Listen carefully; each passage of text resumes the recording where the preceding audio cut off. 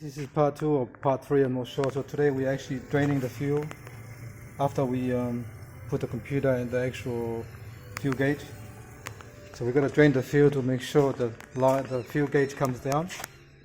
So it is coming down, because you don't want to put everything back together and then nothing gets stuck or not working properly. So we're going to drain the fuel more until it's empty, and then we'll fill it up and we'll see, make sure there's nothing getting stuck. But this is part of the process.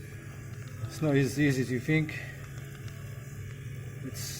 Modification work is always hard, and it's really hard to actually give somebody the time to do a job like this.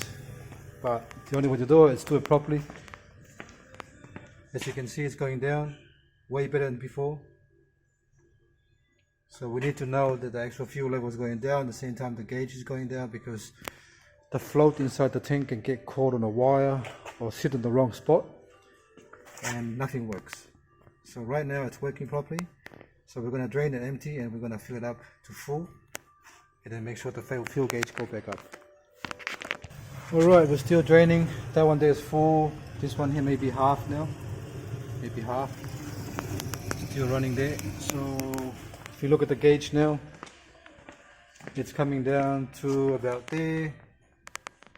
You can see that. So it's getting better, so that means everything's working. So after this we're gonna put everything back together and actually fill it up and make sure the fuel gauge go up to the top, and then drive the car.